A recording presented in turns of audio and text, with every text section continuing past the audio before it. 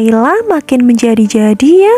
Dia semakin jahat sama Mika dan selalu berusaha untuk menjatuhkan Mika di depan orang lain. Kan sekarang Kayla ini punya bekengan, yaitu si Andrea yang memang dari awal sudah benci banget sama Mika.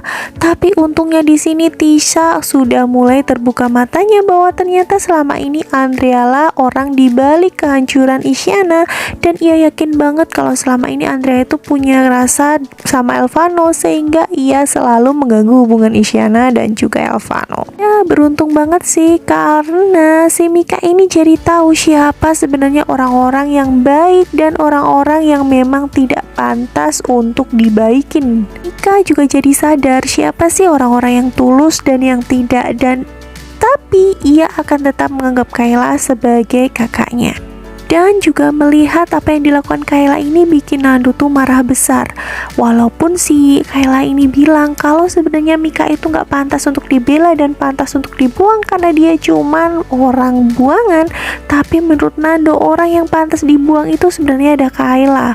Dan Nando ini mulai merasakan ada rasa iba kepada Mika, walaupun sebenarnya ia itu taunya bukan saudaranya ataupun tidak ada hubungan apa-apa dengan Mika. Begitu pula sebaliknya dengan Mika. Mika ini merasa kalau Nando ini tulus dan juga kesepian, jadi ia juga merasakan hal yang sama, yaitu iba dengan Nando.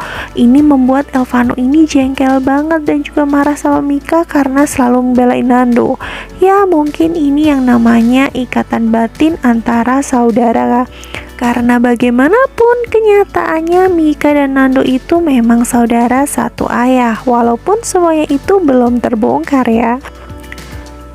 Ya, dengan begini Kayla ini makin benci sama Mika karena ia merasakan kalau orang-orang di sekeliling itu selalu membela dan juga lebih menyukai Mika dibanding dirinya. Walaupun sebenarnya dia cukup puas juga sih udah mempermalukan Mika dengan menyebarkan aib Mika sebagai anak buangan. Tapi untung banget ya si Elvano ini gak goyah dan juga tidak punya pemikiran sepicik itu. Ia tetap menyayangi Mika apa adanya, bahkan berjanji kepada Mika untuk membantu Mika menemukan siapa orang tua kandung Mika yang sebenarnya. Dan tiba-tiba saja El ini mendapat sebuah pesan singkat dari mamanya yang mengirimkan sebuah foto tentang kedekatannya bersama dengan Pak Aryo. El ini justru jadi curiga sebenarnya apa yang terjadi sehingga membuat papanya tiba-tiba berubah.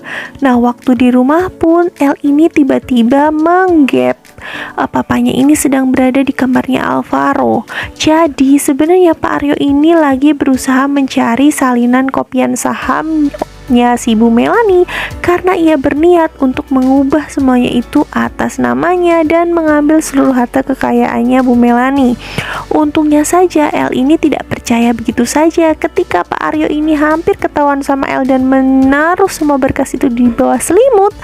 El pun masuk dan juga mereka berbincang sebentar dan menyuruh Pak Aryo keluar duluan, dan ketika ia keluar kamar itu pun dikunci oleh Elvano. Ya, paling tidak ini bisa menahan Pak Aryo sedikit lebih lama ya untuk tidak berbuat sesuatu karena El benar-benar masih curiga pada papanya tersebut. Tidak mungkin orang bisa berubah secepat itu. Di samping itu, si Mrs. Sirik alias Isyana masih sirik aja lihat kebahagiaannya Elvano dan terus-menerus merasa kalau ia tersakiti. Padahal sudah jelas-jelas ia tahu kalau Nando itu punya ketertarikan. Tapi waktu Nando tanya bagaimana perasaannya kepada Nando, ia cuma bilang kalau ia belum siap untuk menerima ataupun mempunyai perasaan lagi sama orang lain. Sebenarnya sih kalau dia mau, dia bisa move on sama kayak El dan semua masalahnya akan selesai dan dia tidak akan terus tersakiti. Jadi usaha teror-meneror yang dilakukan Isyana kepada Elvano ini terus berlanjut hingga membuat Elvano geram dan berusaha mencari tahu siapa sebenarnya orang misterius yang mengirim pesan singkat kepadanya. Dan pada akhirnya ketika El tahu ini akan jadi masalah yang lebih besar lagi antara dia dengan Nando, karena jelas banget kalau Nando tidak akan terima El sudah menyakiti Isyana kembali. Jadi emang masalahnya ini gak bakal selesai, tapi itu justru yang bikin seru banget dan wajib kita ikuti. Kita bakal ketemu lagi lah dengan ulasan pembahasan di alur cerita gila yang baru. Kita ketemu lagi besok. Bye-bye.